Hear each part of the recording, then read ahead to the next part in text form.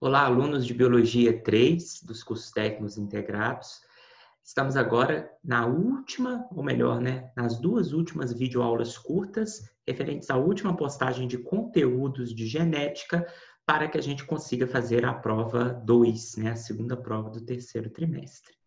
Nessas duas videoaulas que estaremos assistindo, vocês vão ver algumas modificações do que a gente tem falado ao longo de todo esse conteúdo, que é a primeira lei de Mendel. Então, agora a gente vai ver que a primeira lei de Mendel nem sempre se aplica da forma como a gente está acostumado até nesse momento. Mas antes da gente ver as modificações da primeira lei de Mendel, eu vou retomar e reforçar alguns conceitos relacionados à primeira lei que têm aparecido algumas dúvidas nas minhas turmas, tá? Então, a gente vai começar com uma pequena retomada da primeira lei de Mendel. Mais uma vez eu reforço que a primeira lei de Mendel, a lei da segregação, ela diz que cada característica de um ser vivo, ela é determinada, controlada por um par de fatores genéticos. Só que agora a gente já sabe quem são esses fatores genéticos. São genes,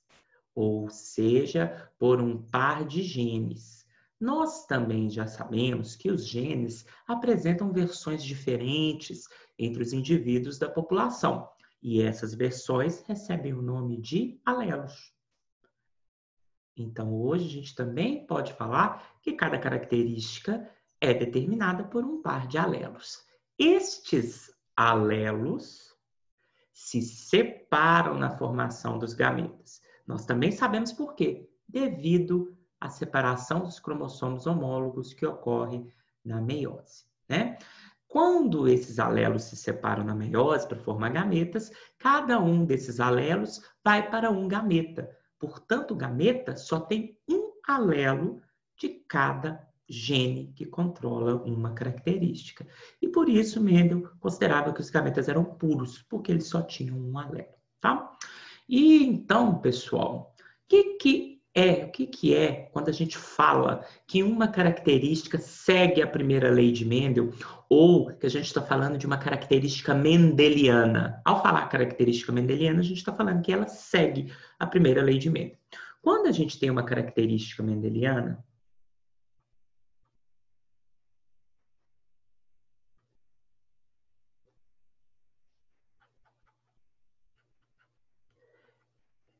ela é controlada sempre por um gene. Ok? Então, toda característica mendeliana, toda característica que segue a primeira lei de Mendel, ela é controlada por um gene. E no indivíduo diploide, aí a gente está falando de quase todos os organismos, então estão focando bastante o nosso estudo aqui em plantas e animais principalmente. Esse gene vai sempre apresentar na célula do indivíduo duas cópias. E aí a gente sabe que essas cópias são as versões do gene. A gente já deu o nome correto para ela, alelos.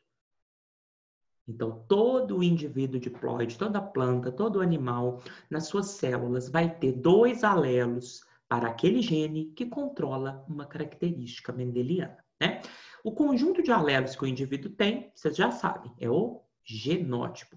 E aí esses alelos podem ser iguais, exemplo, azão, azão, ou azinho, azinho. Nesse caso, nós temos genótipos homozigotos. Ou esses alelos no indivíduo, no genótipo dele, podem ser diferentes. Azão, azinho. E nesse caso, nós temos genótipo heterozigoto. E aí agora, esse genótipo, esses pares de alelos que estão na célula, para determinar a manifestação da característica, o fenótipo, eles vão interagir com o ambiente. Algumas características vão ter mais efeito dos genótipos, controlando o fenótipo, outras vão ter mais efeito do ambiente, controlando o fenótipo, do que o genótipo, Nós vamos considerar aqui que estamos trabalhando com características mendelianas que tem efeito genotípico muito maior do que ambiental na determinação dos fenótipos. Portanto, ao olhar o genótipo, a gente tem um indicativo de qual é o fenótipo manifestado. Nas características que nós olhamos até agora, nós vimos que existia para a manifestação do fenótipo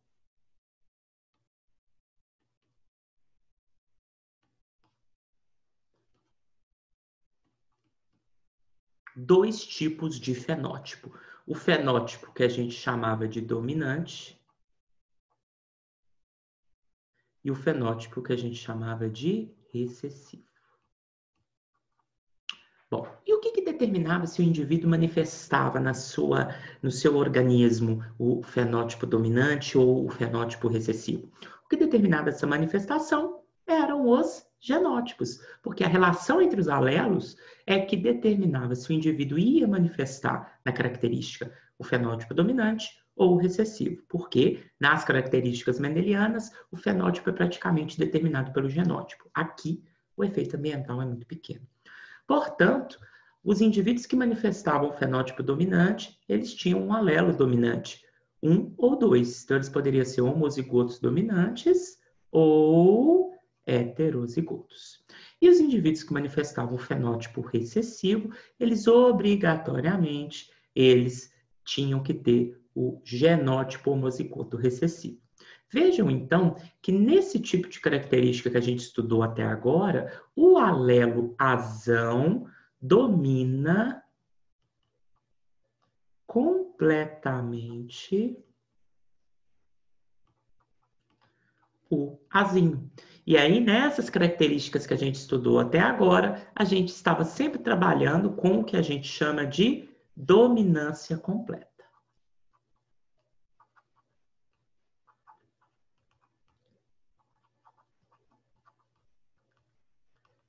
Na dominância completa, o alelo dominante, ele domina completamente o alelo recessivo. E é por esse motivo que o fenótipo do indivíduo homozigoto dominante e do heterozigoto, esse fenótipo é igual. Então, a gente só vai ter fenótipo igual entre heterozigoto e homozigoto dominante quando a dominância entre o alelo dominante e recessivo for completa.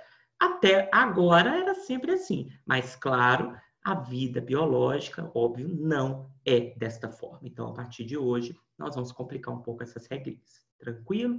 Bom, aproveitando para falar de um tipo de característica mendeliana que a gente vai falar muito nos exercícios, são algumas doenças genéticas, né?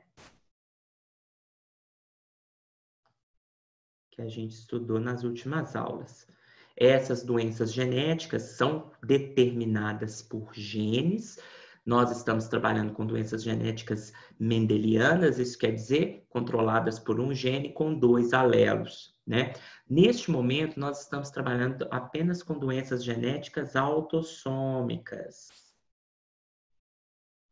E o que isso quer dizer? Que o gene que determina essa doença, que controla essa doença, está localizado num cromossomo que não é o par sexual, né? Os autossômicos. Vimos que essas doenças genéticas podem ter herança autossômica recessiva ou autossômica dominante. Quando uma doença é autossômica recessiva, o que vocês têm que ter bem claro na cabeça? Se a doença é autossômica recessiva, os indivíduos homozigotos recessivos são doentes, muitas vezes a gente usa o termo afetado, enquanto que os indivíduos que têm um alelo dominante, que a gente representa dessa forma, porque eles podem ser homozigotos dominantes ou heterozigotos, eles são normais, eles são saudáveis, tá? E tem várias características que a gente percebe para identificar doenças com padrão de herança autossômico recessivo. Tem salto de gerações, pais normais com filho afetado, casal de afetados só tem filhos afetados, afeta igualmente os sexos, né? Então a gente vê essas características bem nítidas em um heredograma, né, de doença autossômica recessiva. Por outro lado, as doenças autossômicas dominantes são aquelas, né, que o indivíduo que tem um alelo dominante, isso quer dizer que pode ser homozigoto dominante ou heterozigoto, ele vai ser o afetado, ele vai ser doente. E todos os indivíduos normais são obrigatoriamente homozigotos recessivos, né? Nesse caso, então, das características, né, das doenças que seguem o padrão de herança dominante, nós temos, né, que não tem salto de gerações, todas as gerações do heredograma são geralmente afetadas, geralmente, porque não é uma regra que se aplica a todos os casos, mas a regra que se aplica a todos os casos é que um indivíduo afetado obrigatoriamente tem ou o pai ou a mãe ou ambos afetados também, ok? Afeta igualmente os sexos.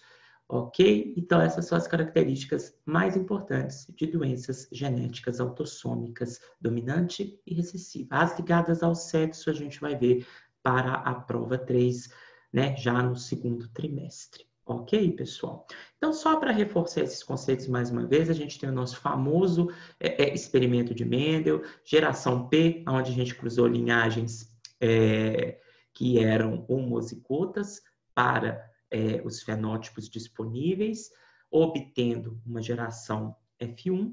Na F1, cruzamos dois indivíduos obtidos da F1, ou deixamos autofertilizar, porque a ervilha é planta, obtendo a próxima geração, que é a filial 2F2, tá?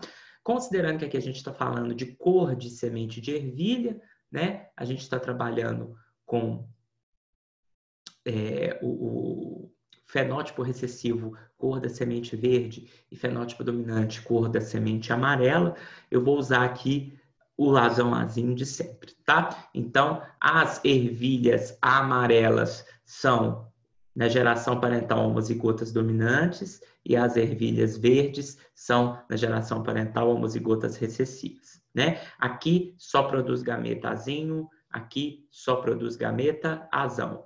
Portanto, 100% dos indivíduos da F1 são heterozigotos, azão-azinho, porque recebeu esse gameta aqui do indivíduo amarelo e recebeu esse alelo via gameta do indivíduo verde. Os indivíduos da F1, portanto, são 100% heterozigotos e como há dominância completa, eles expressam o fenótipo ervilha de cor amarela, semente, né? Bom, cruzamos dois indivíduos heterozigotos da F1, e aqui eu queria mostrar uma coisa. Quando a gente vai fazer o cruzamento, é muito comum a gente fazer a seguinte estratégia, tá? A gente separa os alelos, né? Primeira lei de Mendel. Então, esse aqui vai produzir metade dos seus alelos com azão. Perdão, metade dos seus gametas com alelo azão. E a outra metade com alelo azinho. E esse aqui é a mesma coisa. Metade dos seus gametas com alelo azão e a outra metade dos seus gametas com alelo azinho. Né? Então, temos a probabilidade do gameta existir, o alelo que aquele gameta está carregando. Agora, a gente vai usar o diagrama de cruzamento para poder ver quais são as possibilidades que vão aparecer na prole. Tá? Então, acompanhe a minha canetinha para vocês entenderem. Eu posso encontrar um azão desse indivíduo com um azão do outro indivíduo. Azão e azão. Regra do I multiplica as probabilidades. Meio vezes meio, 1/4. Então, 1/4 de achar um indivíduo azão, que é com cor de ervilha amarela. Agora, a gente pode encontrar este gameta, mas com o outro do outro indivíduo.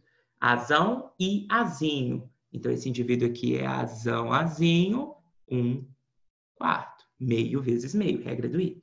Agora, a gente pode ter este gameta encontrando do primeiro indivíduo. Azinho e azão, e meio vezes meio, 1/4. Já falei com vocês que não importa a ordem. Se tem um azão e um azinho, o indivíduo é heterozigoto, tá? E por último, pode ser o azinho desse e o azinho do outro. Produzindo indivíduo azinho, regra do I, meio vezes meio, 1/4. Ok? Então, essa forma da gente fazer facilita os cálculos e a identificação dos genótipos, para em seguida a gente ter as identificações dos fenótipos da prole. Você pode fazer isso, gente, em qualquer cruzamento, não necessariamente só nesse cruzamento aqui do Mendel, estrutura geração P, F1 e F2. Na F2, portanto, de uma característica mendeliana, nesse tipo de estrutura de cruzamentos, a gente observa proporção ou proporções genotípicas e proporções fenotípicas, né? As proporções genotípicas, como o próprio nome diz, são proporções entre os genótipos obtidos na F2. E aí, nesse caso, nós teremos, quando uma característica mendeliana segue a primeira lei de Mendel, a gente fez a estrutura de cruzamento do Mendel, na F2 a gente sempre tem 1/4 dos indivíduos homozigotos dominantes, 2/4, vocês sabem que isso aqui é meio de indivíduos heterozigotos, e 1/4 de indivíduos homozigotos recessivos. Podemos representar essa proporção também com o famoso 1/2/1. Isso quer dizer que a cada 4 indivíduos da F2, 1 é homozigoto dominante, 2 são heterozigotos e 1 é homozigoto recessivo. Transformando as proporções genotípicas em fenotípicas, aquilo que se manifesta, considerando que são características, reforço, mendelianas, determinadas praticamente pelo genótipo única e exclusivamente, e que tem dominância completa. O alelo azão domina completamente o alelo azinho. Neste caso, portanto, o que a gente observa? A gente observa que as proporções fenotípicas vão ser todos os indivíduos que têm alelo dominante, isso quer dizer 1/4 ou 2/4, vão manifestar o fenótipo dominante. Regra do ou, soma 1/4 mais 2/4, 3/4 desses indivíduos vão ter o fenótipo dominante para 1/4 dos indivíduos o recessivo. É o famoso 3/1.